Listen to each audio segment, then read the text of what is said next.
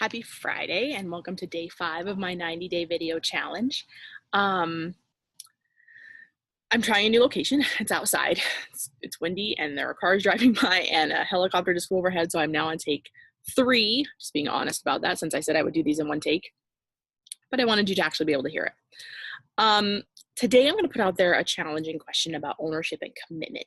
And this comes up often, especially being an entrepreneur, working from home, trying to create clients and make a living that way. And it has all its own struggles. It's a different way of working and different than what we're used to. You know, I used to work in a corporate, more corporate world, and had to be at a job and got paid, and it's just a different level of commitment and ownership than what I'm currently dealing with regard to trying to make my own business. And this kind of applies to anything, whether you're trying to lose weight or get a new job or get fit or start a business or whatever you're trying to do, whatever you're committed to making happen. If you're feeling really committed and like you're doing all the things, everything you know to do, and you're just not getting results, it's really time to take a step back and ask yourself a challenging question. That being, am I really as committed as I think I am? And when that question is posed to people, sometimes it really rubs them the wrong way because they really do believe they're doing everything that they're supposed to be doing and that they just aren't getting the results. But one really powerful thing you can do to start to investigate what is going on is to take a step back and look at 2 different things. I actually learned this concept from a high-level coach named Rich Lippin, who's awesome.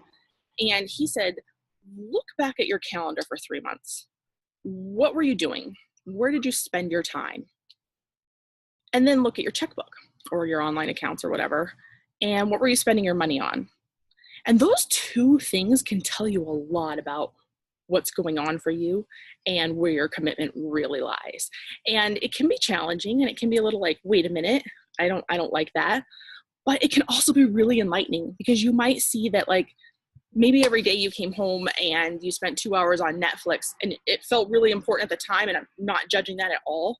It was probably exactly what you needed at the time, but it's not necessarily in line with what your goals are.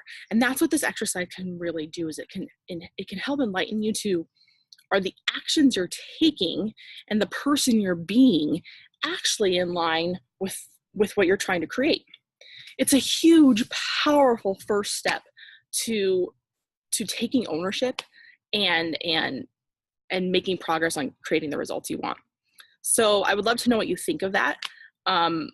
I ask myself often, anytime I'm starting to feel like I'm struggling or anytime I'm starting to question what I'm doing, and take a step back and I really look at, like, what did I do yesterday? In fact, my coach had me do this exercise where I actually had to write out every single minute what I was doing for the entire day, and it was really exhausting.